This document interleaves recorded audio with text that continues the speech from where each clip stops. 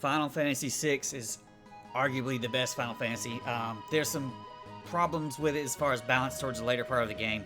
It's really kind of easy to break apart, especially if you've got, a walkthrough or something. The first time you play it, it's kind of rough. But even with it has sort of this kind of gameplay balance toward the end, which a lot of Final Fantasies do. They kind of just break apart.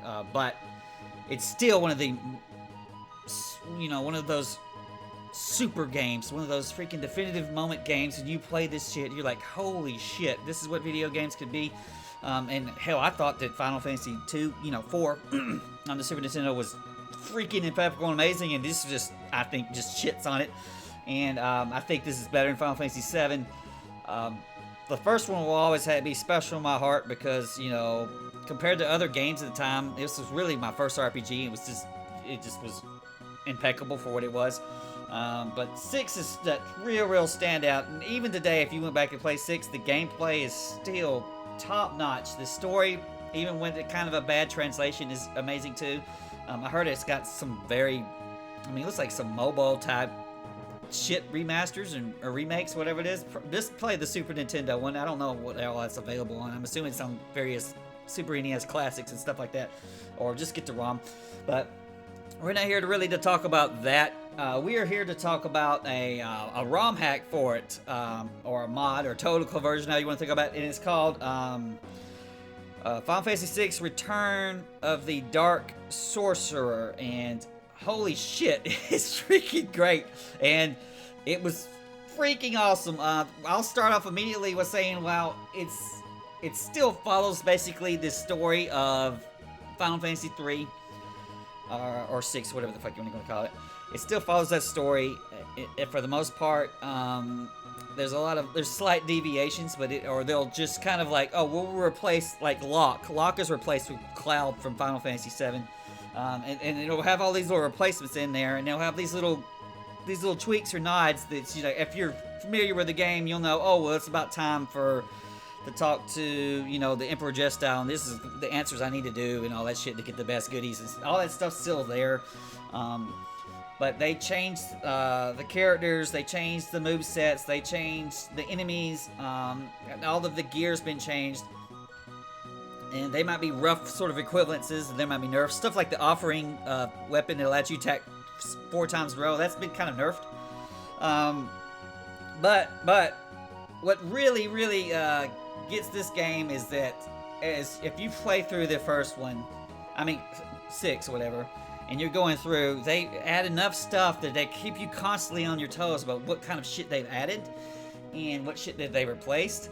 The amount of music they add, like MIDI music, is phenomenal. I don't know, there must be 100 damn tracks there. You could sit there and it's like, well, what if you took a Doom sound from the Doom soundtrack, I think it's level 3 from Doom, and then you run it through the Final Fantasy VI MIDI music samples, and what did you get? Oh, it's freaking amazing what you get, and all of that shit's here, and it's just like, wow, and it just continuously surprises you with little references and stuff like that. Rick and Morty are here and shit like that.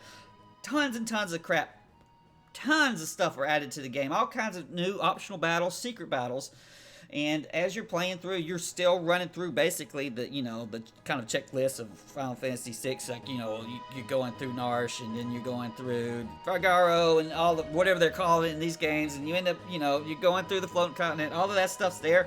It continuously surprises you, even though you're running the same thing. And so, having not played through 6, and I'd say about 10 years now, maybe less than that. And to play through that again with all of this extra shit, oh man, I was into this damn game, and I've been having some health problems, and so I was kind of just couldn't do nothing but sit on the couch anyway, and I played the shit out of this, man. I played 40 hours, freaking played 10 hours straight the first time I got it. I was enamored with this damn thing, and so if you're a fan of Final Fantasy VI, and if you're not, what the fuck's your problem? If you never played it, what the fuck's your problem? Well, on the way, I'm gonna keep your ass. If you're not a true gamer, if you haven't played this, but this Return of the Dark Sorcerer is freaking awesome. I think it's on romhack.net or whatever it is. You can just type that shit in, you'll find it real fast.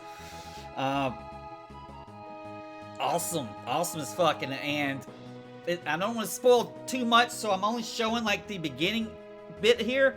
But there was some stuff like I'll spoil it. There's like a new game plus. You can literally take your shit and go back, which is actually what I'm doing here on this video. You can take all your shit you got from your World of Ruin, bring it all the way back and start it over again. Oh, it's fucking awesome. It's fucking awesome is what it is. And Square could not put out this kind of quality, especially these days. They couldn't do that shit. Highly recommend giving this a run. I didn't want to show very much because, or even, even the show on the title screen, which shows all the damn characters. I don't want to do that. Just kind of get the game. Don't look at the title screen. Just press A or circle or go around it and just go through and play and then just see what you get. See what all kinds of cool shit you come into. All the fucking paws are up. Kitty loves Final Fantasy. Brian's like, holy shit, you've made Final Fantasy VI, but you kind of made it again. You made it new and fresh again. And to play Final Fantasy VI like you've playing it for the first time, holy shit, what a thrill that is.